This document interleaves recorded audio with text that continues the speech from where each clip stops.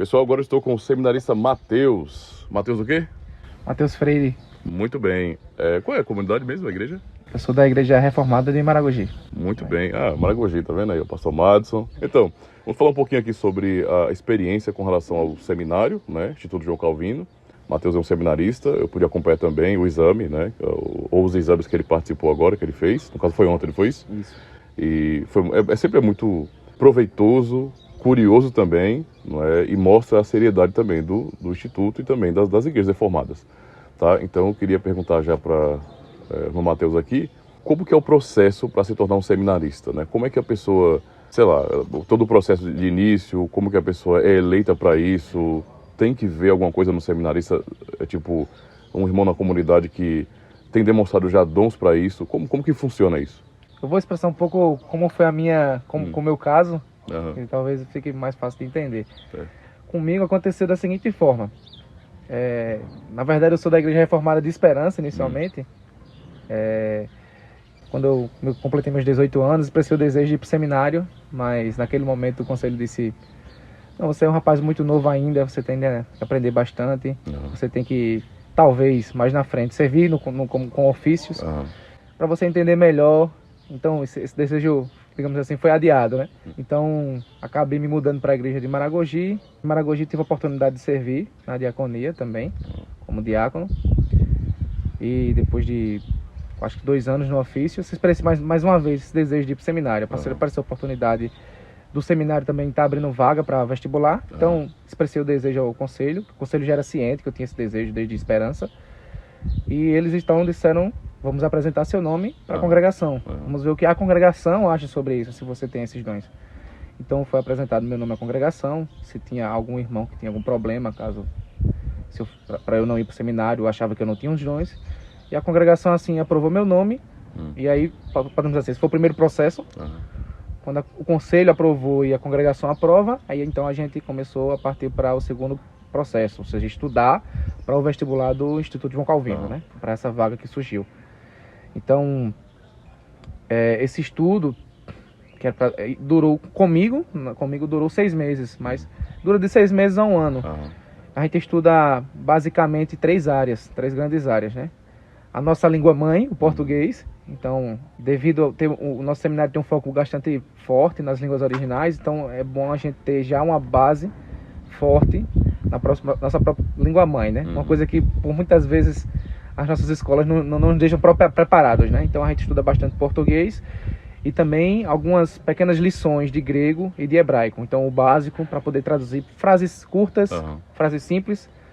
Então basicamente o vestibular se constituía de 10 frases de grego e 10 frases em hebraico, frases mais simples, em que você teria que mostrar que decorou aquele pequeno vocabulário, entende o que é um substantivo, o que é um verbo, uma ordem de uma frase, e traduzir esses 10 versículos, ou 10 frases, pedaços de versículos, em grego e em hebraico. E uma prova de português. Essa foi o nosso vestibular no JC. Quando a gente passou nesse vestibular, então, com a aprovação nessas 3 provas, então o conselho agora envia uma carta, ou comunicado para o concílio, pedindo para que eu me torne seminarista das igrejas reformadas do Brasil, né? Não mais seminarista da igreja de Maragogi, mas ser aprovado pelo concílio para ser um seminarista das igrejas. Então esse processo ocorreu até na época, não lembro que ano, acho que primeiro ou segundo concílio, em 2019, aconteceu na Igreja de Esperança.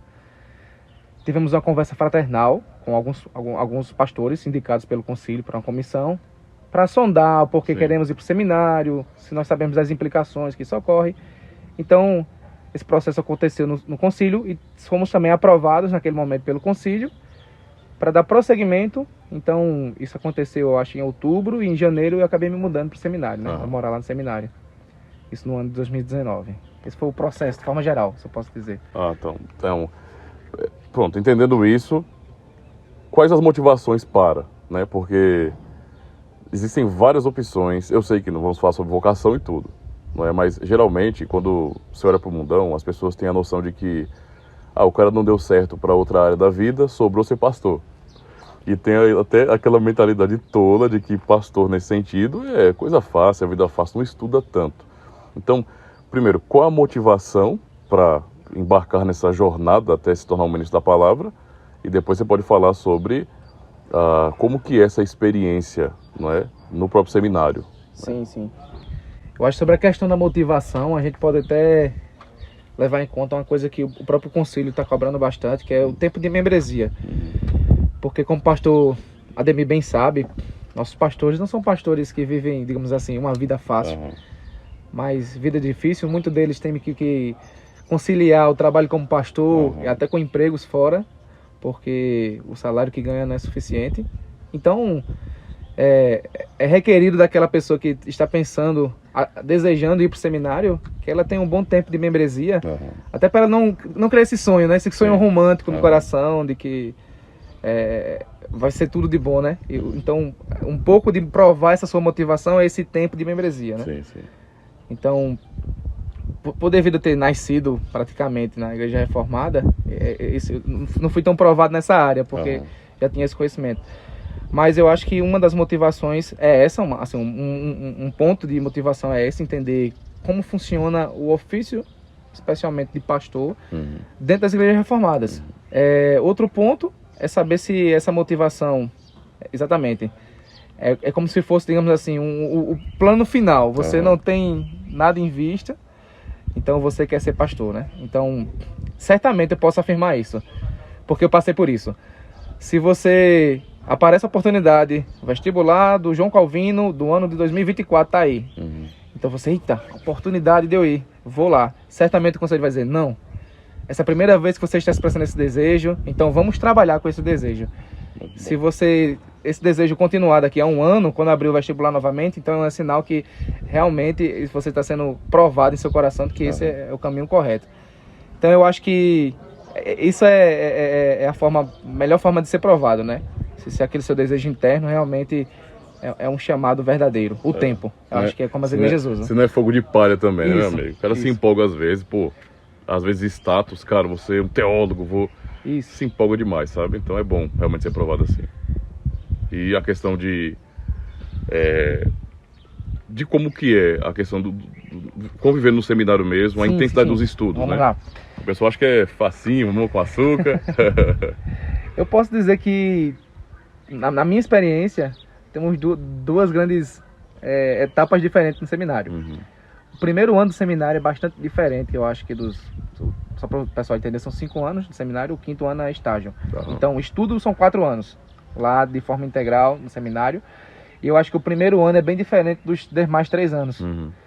Porque o foco do primeiro ano, especialmente, é que você saia formado, digamos assim, conhecedor de toda uma gramática em grego e em hebraico. Então você vai ter um foco bastante grande em aprender grego e hebraico.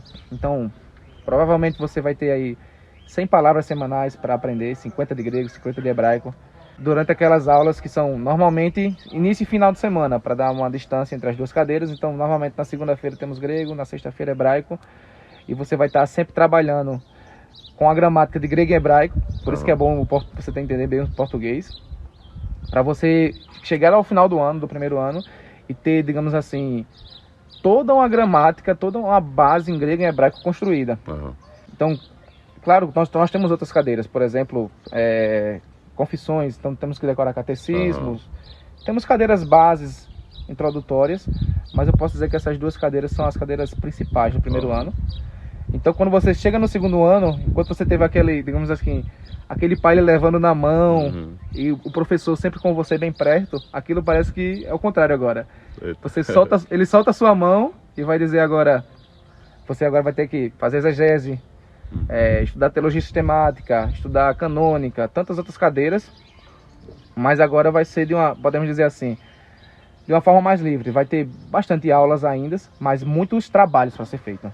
Então, posso dizer que temos, digamos, 4 ou 5 aulas durante a semana, aulas de 3 horas, então totalizando aí 15 horas de aula, mas certamente você vai ter que trabalhar para cada hora aula, você vai ter que estudar 3 ou 4 horas. Então, por quê? No primeiro ano, por exemplo, você tem que terminar o primeiro ano já conseguindo ler grego e hebraico e traduzir. Isso. Né? Porque senão não tem como você prosseguir mais também. Exatamente. Né? No primeiro ano você tem que chegar ao final do ano com isso, com esse objetivo, de já estar bem desenvolvido no grego e hebraico. Porque o segundo ano vai ser esse ano em que eles vão soltar a sua mão, e agora é muito exercício, muito trabalho a ser feito, então você, em certo aspecto, é um autodidata, né? Que está sendo guiado, mostrando os livros a ser estudado, mostrando o que deve ser feito. Então esse trabalho muda, digamos assim. Acho que tem essas duas etapas no seminário. Do que diz respeito, por exemplo, a parte de aprender, né, a ser alfabetizado no grego e no hebraico, ou fazer exegese, doutrina, teologia sistemática, confissões, o que para você pesa mais, né, nesse tempo de seminário? Tirando a línguas ou junta mesmo? Junta tudo, que é mais difícil assim, o cara sofre mais um pouquinho para aprender. Certamente as línguas e exegese, você vai ter um peso muito grande nos 4 anos, porque enquanto no primeiro ano o professor está lhe focando para você aprender aquela língua, nos demais anos agora você vai ter 20, 30 versículos semanais de grego e hebraico, que você vai ter que chegar na sala de aula, abrir a Bíblia, ler e traduzir. Então você vai ser essa corrida semanal de estar lendo versículos bíblicos, decorando vocabulário, explicando o porquê daquela palavra, está naquele tempo verbal, coisa do tipo. Então essa cadeira é bastante pesada, mas isso não quer dizer que as outras também não sejam. Temos também, assim, sistemática, é bastante pesado, confissões também, então entendermos de forma completa as 3 formas de unidade, especialmente. Assim, trabalhos acadêmicos exigidos em altos níveis também, ensaios sobre diversos temas, leituras de livros. Mas eu acho que digamos assim, a parte mais difícil realmente que recai sobre a exegese, sobre o grego e o hebraico. Muito bem. Isso é importante, pessoal, porque, pensa bem, né? O Mateus está passando por todo esse processo, e isso é importante para que quem tem interesse, jovem na comunidade, que de repente se empolgou com essa ideia de teologia ou então de querer ser um pastor, tá ouvindo aqui um pouco sobre o processo. É um caminho longo, né, e um treinamento intenso até chegar lá, porque tem que haver segurança nas comunidades, que os pastores sejam realmente fiéis, habilitados para trabalhar com o texto, não é?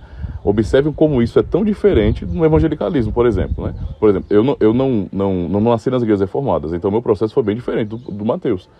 Eu fui colocado para ser pastor, por exemplo, quando eu tinha 22 anos, por aí. Tipo, eu não tinha feito teologia ainda. É mais uma questão assim, sabe?